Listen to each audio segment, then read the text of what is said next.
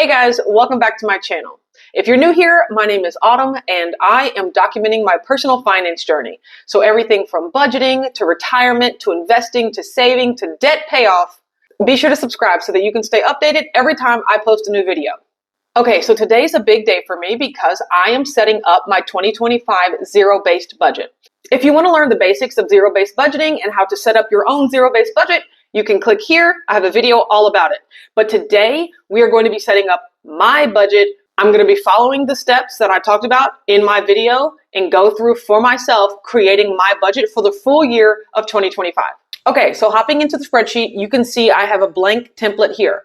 The first step in setting up your zero-based budget is to add in all of your expense categories. I like to enter them in by date due, but you can do it however you would like.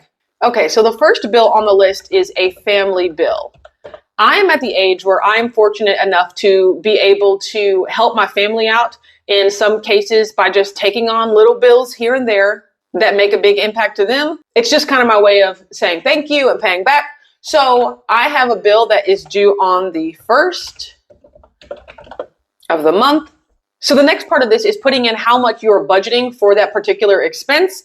And so I have two columns here. One is the projected bill in, and then I have the actual current bill in. So this is how much I'm expecting to spend on the bill, but sometimes prices change and things like that to where it might have to be adjusted during the month. So I like to put a snapshot here of, okay, this is what I'm planning to spend. But then when we circle back every month to actually fill these in to see how much I ended up spending, we'll see if that matches the actual current bill in. So $56.99 there. And then the next expense is my high yield savings account emergency fund.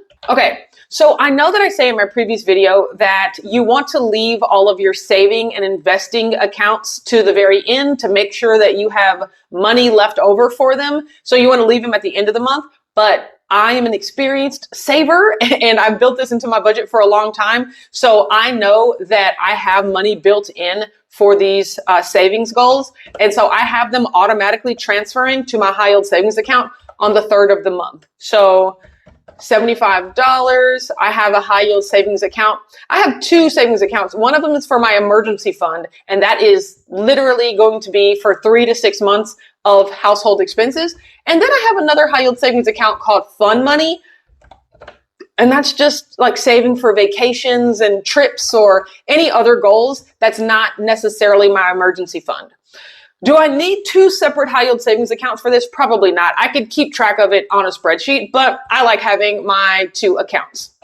Okay, that transfer also happens on the 3rd of January, and it is also $75. Next, I have my brokerage account.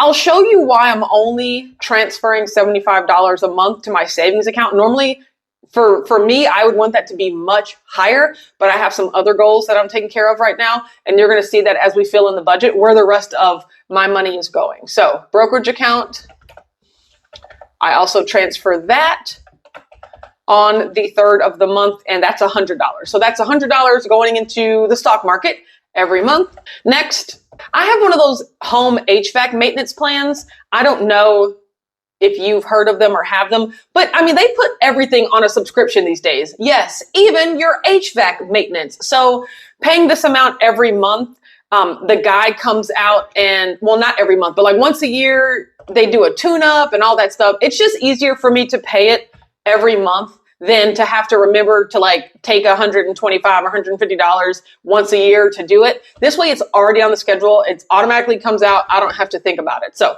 HVAC maintenance. And then we have Game Pass. So my husband has an Xbox. He loves his video games and they're important to us and our family. And so I put this on here so that he can play his video games. You'll see as we come up here. We're really big into TV and streaming, and we have all the streaming services. And I know when people think about budgeting and ways to cut back on expenses, they always go after like the coffee and the streaming services first. You're going to have to clutch them from my cold dead hands. We're not letting go of our streaming services. And the thing is, A, we watch them all. We do watch a lot of TV, but then B, it's not a bad thing. If it's in your budget, like if you have the money to pay for the little luxuries, then by all means, get the little luxuries. But make sure that your other expenses and your savings are taken care of first. Notice all my saving, which isn't a lot, but it's better than zero. I am already setting that aside. So if you have money left over for other things that are important to you, by all means, go ahead and get the little things. All right, next, as you can see here, Disney Plus. That is a little thing that is important to us. And even more than that, it's the Disney Hulu Max bundle. So we're getting all of them.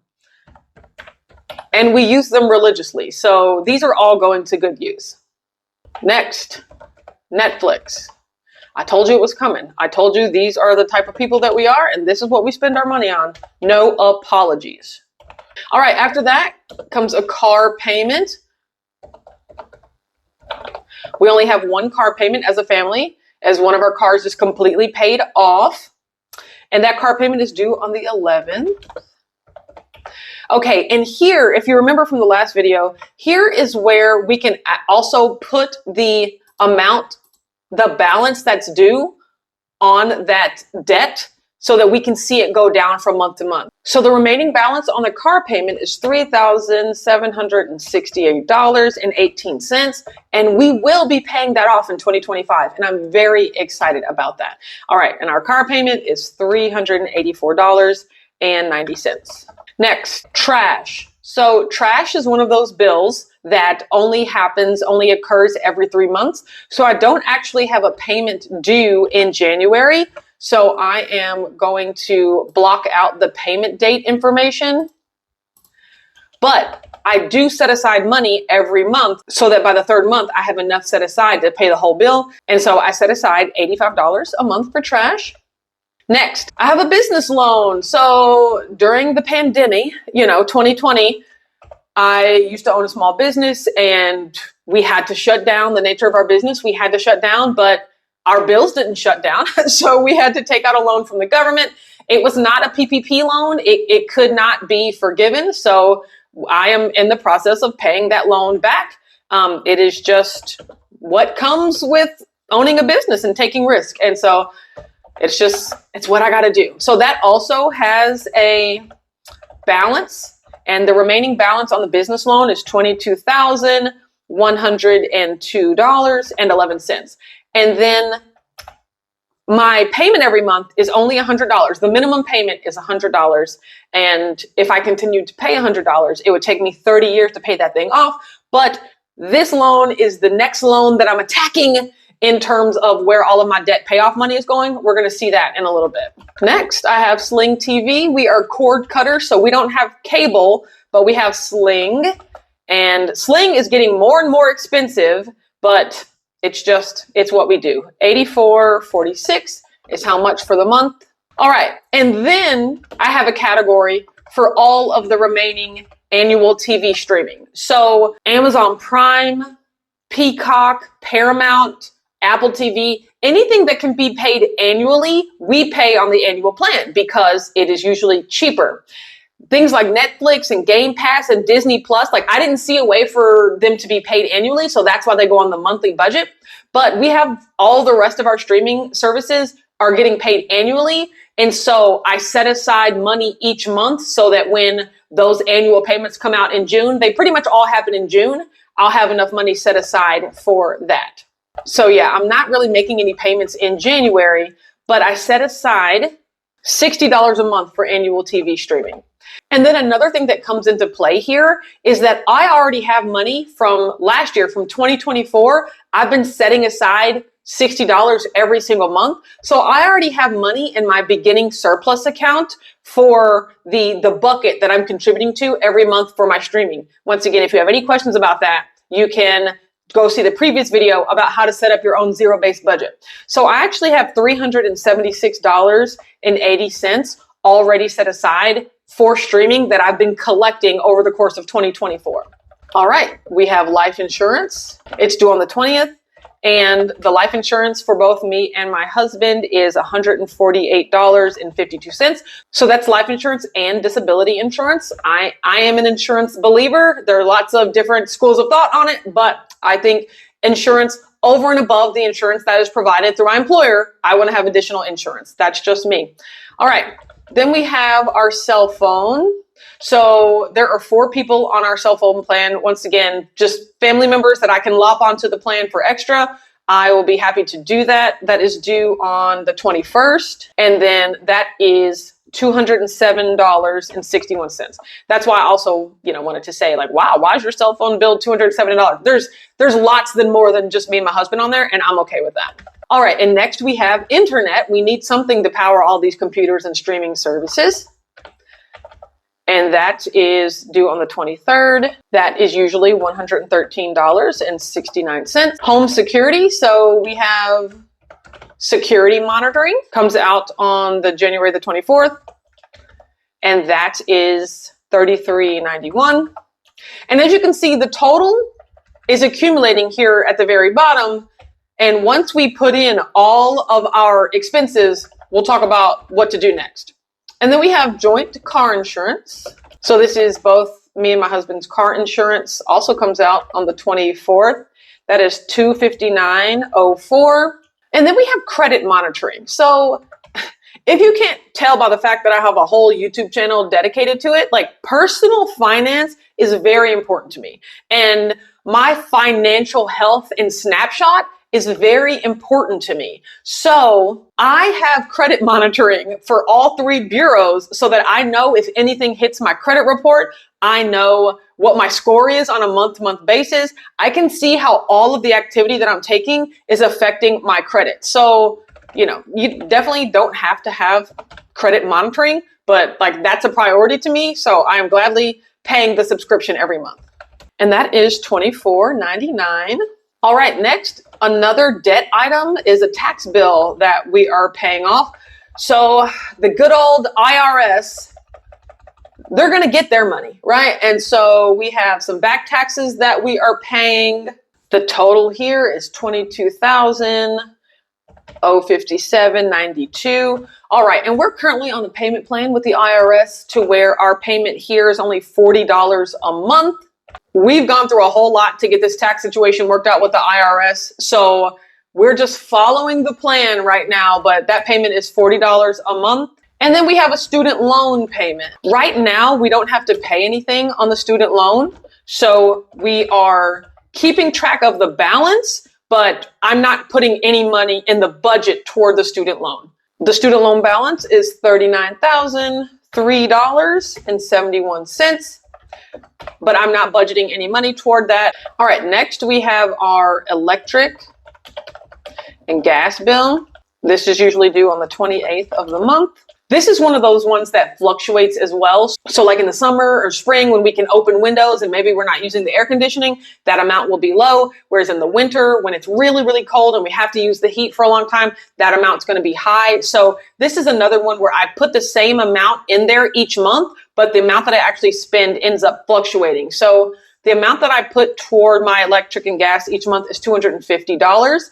And then this is another bill where I actually already have surplus from the previous year because I've been saving up all of 2024 as well. So I actually have $425.80 in my surplus account, meaning that if for any reason our electric bill in the course of the month ever got over $250, let's say it was $300, I would use the full $250 from what I've set aside for the current month, and then I would just grab that $50 of the $425 that I have set aside in surplus. So by building up the surplus, you're accounting for the times when the charges might fluctuate and you might not have budgeted enough current month's money in order to cover it.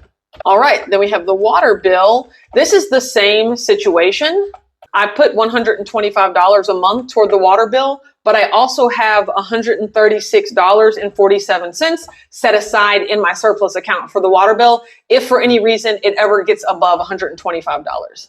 Next, we have a home equity line of credit. So in addition to the pandemic and taking out that business loan, I also quit my corporate career after 11 years during that time, just because it was getting really toxic and I I was burning out. There was no way I could keep doing what I was doing. I had just gotten married. Like the world was shutting down, like so much changed. And I decided that on top of all of the complexity, like let's quit my job. But before I quit my job, I took out a home equity line of credit to give me a large bandwidth runway that I could draw money from as I needed to supplement my savings, because I had enough savings to where that would last us a few months and nearly a year. But if for any reason I needed more, I could draw from my home equity line of credit. And there was definitely times where I needed more. So I had to dig into that. And at one point, my home equity line of credit, the line was $50,000 and I had spent like 46,000 like off of the line of credit. Like it was a lot, but I've been beating that thing down. And so the remaining balance on my home equity line of credit is $24,060.25. And that is huge because I'm paying this thing off in 2025 and I'm so excited. Okay, so if you know anything about a home equity line of credit, the minimum payment due is only the interest that you accrue over the month. And for me, that's about $200 a month. Now, I'm going to pay more towards it, of course, but in order to see how much more, I need to keep filling in my expenses. So the minimum, the bare minimum that I am putting toward my home equity line of credit is $200 for the month. Right after that comes the mortgage. Okay, so a lot of people like to consider their mortgage due on the first of the month, which that's when mortgages are due. But me, I like to actually consider it due the last day of the previous month. So I don't like to have to pay my bill on the first of the month. I like it to have already been paid before the month even starts. So that's why I consider the mortgage due on the last day of the month that I'm in, but it's actually for the next month. So the mortgage for January 31st, 2025, that's actually February 1st payment, meaning the payment for January 1st has already been paid in December, right? So my mortgages are a month ahead, and that's just because I don't like being pressured to like have to make a payment on the first. So I consider it due the last day of the previous month. All right, and my mortgage balance is $78,338.04. And my mortgage payment is $907, like on the nose. I bought my house in 2009, 3% interest rate. Like I am one of those people that am super lucky to have bought a house when I did and got the interest rate that I did. And I've kept it for so long, like they're going to have to bury me in this thing, right? Like the terms are too good. So my mortgage payment is $907. Like I know that I am lucky in that respect, right? So I'm very fortunate there. Okay, we have another family bill that I take care of. It is not a recurring bill. It happens quarterly, so I set aside $45 a month for that. And then we have lawn care. So I have a lot of land and we don't mow our own lawn. It's just a lot. We could very well do it. I just don't want to, right? And once again, these are things where if you have it in the budget and it's important to you, go ahead and pay it. Now, I like to set money aside, even like right now, it's December, January, right? Nothing's happening with our lawn. But if I can start setting money aside now, by the time we get to April and May, I'll already have a good chunk of change so that it doesn't hit the budget as much. So right now, I'm going to be setting aside $100 a month for lawn care, but that's definitely going to pick up in the coming months. Okay, so the last line of my budget is always lifestyle expenses. This is where I accumulate everything else that's not a bill. As you saw on here, we have all the things that I have to pay, right? The things that I have to pay to other companies, other people. Whereas gas, groceries, restaurants, shopping, anything, like housewares or home maintenance, like anything else that I might need throughout the month, that's not on here. That's not what's been accounted for yet. So now's the time for me to account for that. So in general, for me and my husband, I've analyzed our spending habits over the past few years, and I know that we usually spend around $200 a week each on various things. So that's all of our joint groceries, but our gas, anything else that we might need. So that is $400 per week. And so that's $1,600 per month. So I'm giving us a budget of $1,600 per month. All right, so now we get to the bottom here, And we have $5,163.36. This is the amount of money that we have to bring in order to keep our lives going. In my last video, I talked about this is the time where you stop and you analyze, do I bring in this much money? Do I bring home this much money every month? And if the answer is yes, and I have some left over, that's great. That's where we can start to tinker with all of our other goals inside of the spreadsheet. But if the answer is no, I don't make that much money and I seem to be spending more than I'm making every month, that's when you have to stop and reflect and be like, how do I make this money? Or I need to lower some things in here.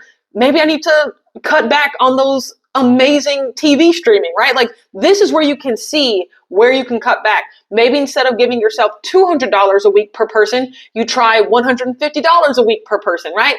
This is you do whatever you have to do to get to the number that you're actually bringing in, because this is where real change happens, when you are spending less than you are making, and then you have some money left over. So when analyzing our family's household income, we bring home around $7,750 a month. That's the take-home income from me and my husband after taxes, 401k contributions, health insurance, like anything that gets withheld from our paychecks, that's already happening. The amount that we actually bring home is $7,750. That's what we're going to be using in our budget. Okay, so I'm going to make a formula that is 7,750 minus the amount that's in our budget to see how much we have left over. Okay, we have $2,586 left over in our budget, like room to play with.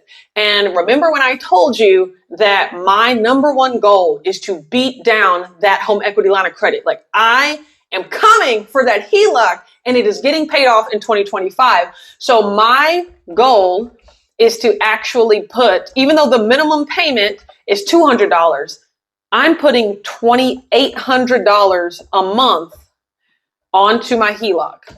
And you might have some questions, like, hey, Autumn, why wouldn't you put that, divvy some of that up into your savings, your emergency fund and things like that? And those are great questions. And the answer is because I don't want to, right?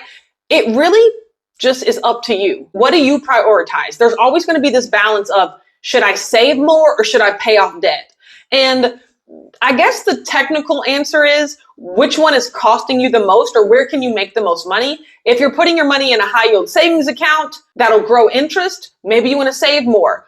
But if you have credit card debt or other high interest debt that's costing you hundreds of dollars a month, throw everything you have into that and try to get it to zero. And we haven't talked about this yet, but I do have an emergency fund with at least $1,000 in it. Because once again, I've been contributing to my high yield savings account for a couple of years at this point. I don't have nearly the amount of 3 to 6 times expenses. That's going to be one of my savings goals as well that you will follow along with if you subscribe. But my goal right now is debt payoff, at least this home equity line of credit and my business loan, right? These are just things that I want to get rid of before I start really shoveling money into my savings.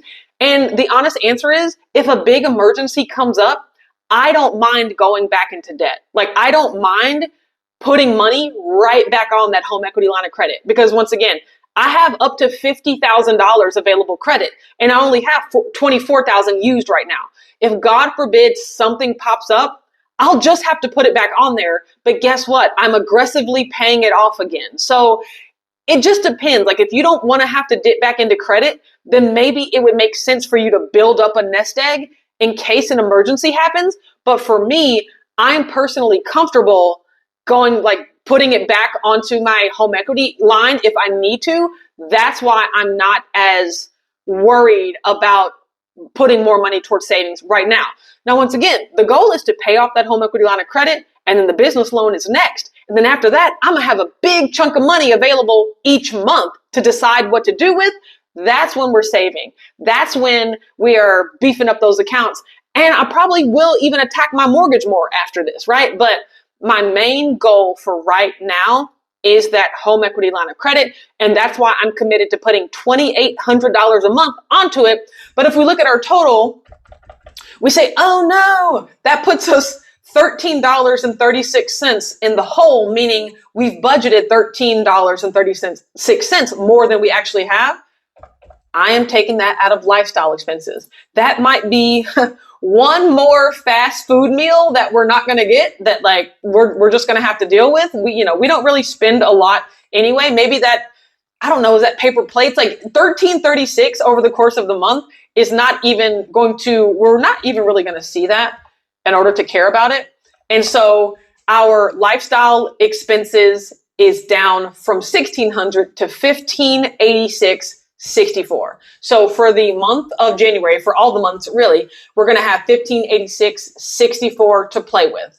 And that's it. Now we have all of our $77.50 completely allocated. We know during the month exactly where our money's going, what it's doing, and how much we have left.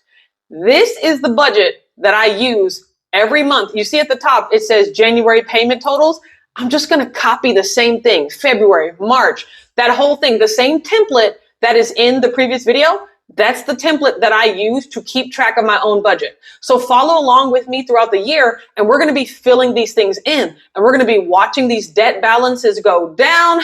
We're going to be paying off this debt. We're going to be paying these bills, and you can see exactly how I use the money that we bring in order to reach our goals. All right, thank you for joining me today in setting up this budget. Be sure to check back every week. I'm going to be making videos about my high yield savings accounts, my net worth, my debt payoff goals, my spending habits, everything like that coming in 2025.